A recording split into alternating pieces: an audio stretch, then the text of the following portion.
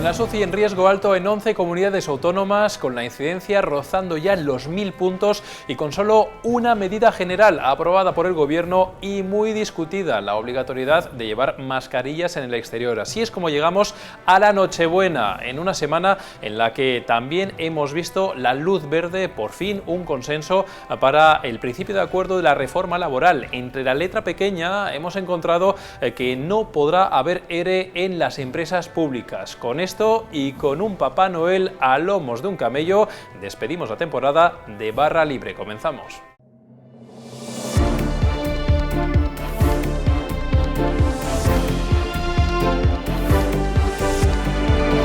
Y comenzamos ya esta última edición de Barra Libre de este 2021, en este día de Nochebuena, y lo hacemos hablando, como no podría ser de otra manera, de la situación de la pandemia, con nuestro compañero, con Borja Negrete, que ya vemos ahí en pantalla. Borja, te saludamos, te felicitamos ya la Nochebuena y la Navidad, por supuesto, y te preguntamos por cómo está la situación de la pandemia. Vemos cómo cada día va empeorando la curva de los contagios, pero lo que nos preocupa también mucho es la situación en los hospitales, en la SUCI, como vemos que también va empeorando poco a poco esos datos. Cuéntanos.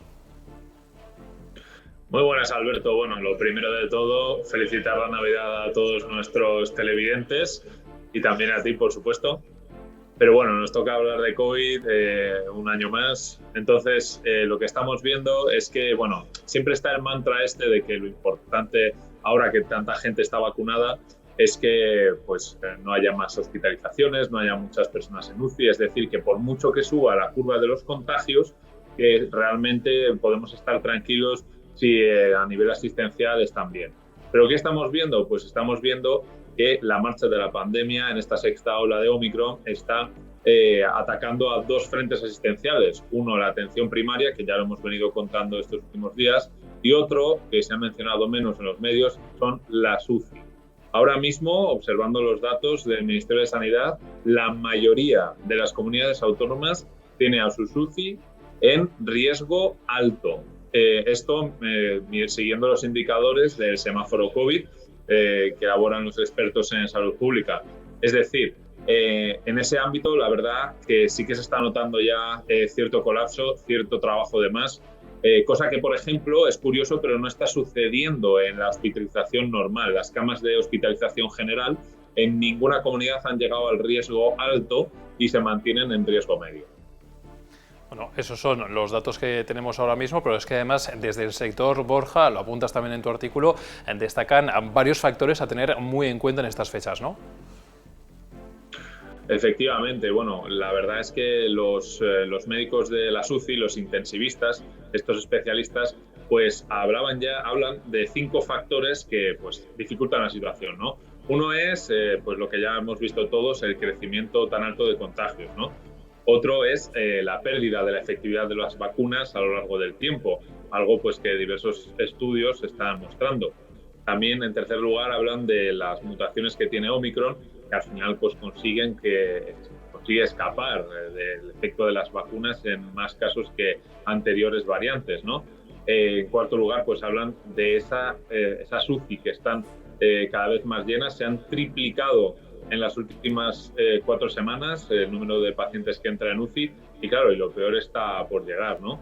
Y en fin, creo que los argumentos son bastante sólidos y deberían ser tenidos en cuenta, desde luego, porque al final ellos son los que están ahí viendo cómo está esa situación y cómo se van llenando. Hemos hablado, por ejemplo, con un intensivista de un hospital, del Hospital Arnau de Vilanova en Lleida, y bueno, pues viene a decir que ya están habilitando nuevos espacios para poder meter a más pacientes. Bueno, esa es la situación en los hospitales, pero es que a pie de calle hemos visto muchas imágenes en estos últimos días que nos han llamado la atención. Por ejemplo, esas largas colas en farmacias para conseguir test de antígenos y luego también la situación en la atención primaria, que tú también, Borja, decías esta semana que está cada vez más complicada y de ahí también el lamento de los profesionales de la sanidad que están ahí atendiendo pues, en primera persona la situación de la pandemia actual. Claro, es que al final la avalancha, el golpe, digamos, los primeros que lo han recibido con dureza además ha sido la atención primaria. son los que desde hace días vienen alertando de, oye, que no podemos más, no damos abasto, no paran de venir personas con test positivo y es más, nosotros también en Voz Populi hemos hablado con centros de salud, nos hemos acercado ahí a ver qué ocurría y hemos visto que, claro, pues decían que nunca antes habían visto tal cantidad de contagiados. Al final esto lo que provoca, este atasco, no solo provoca, pues evidentemente, mucho estrés y que muchos profesionales sanitarios hayan tenido que empezar a medicarse, por ejemplo, sino también que haya otras patologías que no tienen que ver con la COVID, que no están siendo diagnosticadas, que no están siendo tratadas, porque ahora mismo miras en tu aplicación para pedir cita o llamas por teléfono y no tienes cita hasta ya 2022. Por lo tanto, es una cosa a tener en cuenta que ya vimos en anteriores olas. De hecho, según los estudios de las sociedades científicas, en 2020 se infradiagnosticó un 50% de las patologías no COVID. Bueno, esa es la radiografía de la situación actual de la atención médica, de los hospitales, que también nos ha contado, y frente a eso, y frente a ese aumento paulatino, pero a un ritmo, lo cierto es que vertiginoso, de la incidencia en nuestro país, la única decisión real que se ha adoptado esta semana a nivel nacional por parte del Gobierno ha sido volver a la obligatoriedad de las mascarillas en exteriores. Esa es la única decisión de momento a nivel nacional, Borja. Sí, al final había muchos fuegos de artificio, mucho ruido con esa conferencia de presidentes que iba a haber esta semana, liderada por el presidente Pedro Sánchez con los líderes regionales, pues porque se supone que ya pues, se iba a abordar lo que iba a ser la Navidad, a pesar de que, claro, todos lo miraban con cierto escepticismo porque faltaban 48 horas para la Nochebuena. ¿Qué ha ocurrido? Pues que al final lo que ha salido de ahí es una medida que cuanto menos ha irritado a la opinión pública y además ha puesto en su contra a los especialistas en salud pública, que son las mascarillas en exteriores, un uso que ningún especialista en salud pública considera que vaya a ser relevante o que tenga impacto, porque la probabilidad de contagiarse en el exterior es muy complicado, a no ser que haya una gran aglomeración de gente, como hemos visto en alguna ocasión, ¿no? Pero bueno, al final, claro, existe cierta incertidumbre porque hay mensajes contradictorios. La OMS, por ejemplo, dice que hay que estas Navidades no se celebren, que no celebres la Navidad, que es mejor celebrarla más tarde y no tener que ir a un entierro. Se ponen así de drásticos, mientras que luego aquí en España, pues el presidente dice que no pasa nada. En otra comunidad, como en Cataluña, dice que ojo con lo que se nos viene encima. En Madrid, que todo sigue igual. En fin, que al final yo entiendo que la población está completamente desconcertada y ya no sabemos mucho qué es lo que va a ocurrir. Hay mucha incertidumbre, la verdad. Pues fíjate que en esa reunión de presidentes autonómicos que comentas, en fin, no hubo no hubo unanimidad, digamos, a la hora de adoptar otras decisiones, pero en lo que sí que ha habido consenso ha sido más bien luego, pues, en fin, en la sociedad en general, como hemos visto en las horas siguientes, pues ese rechazo bastante mayoritario a esa única medida tan contradictoria, como dices, de las mascarillas en exteriores. Lo cierto es que todo esto lo que ha provocado es que veamos de nuevo esa Navidad diferente en 17 comunidades autónomas, cada una ahora abocada a tomar sus propias decisiones en función no solamente de su situación epidemiológica, sino también de sus propios criterios, porque vemos comunidades autónomas con situaciones un poquito parecidas, con luego decisiones que no tienen nada que ver la una con la otra. Sí, exactamente. Incluso hemos visto a grupos, a personas del mismo partido político, pero de regiones diferentes, defender cosas contradictorias, como pues, puede ser el presidente de Galicia defendiendo las mascarillas en la calle mientras Ayuso las rechaza, o también el tema del pasaporte COVID. Entonces sí, al final, una vez más, los periodistas tendrán que hacer el famosito artículo de cómo va a ser la Navidad según tu comunidad autónoma. Lo cual, pues hombre, al final pues tampoco habla muy bien de nuestro país en cuestión de consenso. Bueno, nosotros hemos intentado poner un poquito de orden sobre la Navidad en cada comunidad autónoma, así que pueden consultar en Voz Populi cuáles son las medidas según su región. Ese artículo está en nuestro periódico y Borja Negrete, que está a punto de celebrar la Nochebuena y al que le deseamos, lo diré, unas felices fiestas desde aquí. Borja Negrete, muchas gracias por tu información. Muchas gracias a vosotros y nada, un abrazo muy fuerte. Disfrutad mucho. Una pandemia que sin duda es el gran quebradero de cabeza, sin ninguna duda, pero otro buen quebradero de cabeza que también ha tenido el Gobierno a lo largo de este 2021 ha sido el de la reforma laboral, que se ha estado negociando durante prácticamente 9 meses hasta que finalmente Mercedes Serrayer, ¿qué tal? ¿Cómo estás? ¿Qué tal? Bueno, luz verde, al final un acuerdo entre todas las partes y además con mucha letra pequeña que hemos estado desgranando a lo largo de todo el jueves, desde primera hora, éramos de los primeros en tener ese documento y, entre otras cosas, lo que hemos visto, y esto es lo que estás publicando hoy, es que no va a poder haber ERES en el sector público. Así es. El texto que ha planteado a la mesa como casi definitivo, porque faltan algunas cuestiones que cerrar, también según apunta COE, pero este texto prohíbe que se hagan ERE en el sector público, que es una medida que introdujo el Partido Popular en la reforma laboral de 2012. O sea, entonces no puede haber ERE, por ejemplo, en empresas públicas como las que hemos visto a lo largo de estos últimos años, desde 2012, donde sí que hemos visto pues, muchos expedientes de regulación de empleo en entidades públicas, además muy conocidas. Sí, ha habido en Renfe, en Navantia, en Traxa, en un montón de ayuntamientos, muchos andaluces, por ejemplo de Jerez, de Estepona. Son muchas las empresas públicas que hemos visto que han hecho ERES, sobre todo por la crisis anterior, que se tenían que reestructurar, de sus trabajadores laborales. Y esto les permitía pues, una flexibilidad y un adaptarse a la situación. Parece ser que UGT propuso que esto tendría que quitarse porque bueno, pues el Gobierno tiene otras, en esta reforma quiere acotar la temporalidad y luego tiene otras reformas del sector público para acabar con esto mismo el sector público y consideraba que había que acabar con esto y bueno, vamos a ver si esto va a llevar a prejubilaciones o a otras fórmulas. Bueno, esto es uno de los grandes puntos que nos ha llamado la atención de este principio de acuerdo para la reforma laboral, pero también hay muchos más elementos muy destacados de los que también informabas tú en las últimas horas. Sí, bueno, al final la temporalidad se ha llegado a un consenso, todos parece ser que han cedido un poco, ¿no? Y hay una serie se acota en el contrato por producción como mucho a 1 año, luego no se puede encadenar se ha rebajado el número de meses, a unos 18 los que se pueden encadenar contratos, y luego bueno, en los ERE se mantiene las exoneraciones de la Seguridad Social, en los ERE que haya después de la pandemia más habituales, digamos, y con prohibición de despido, si hay esas exoneraciones, y también en los ERTE que haya para momentos pandémicos, ¿no?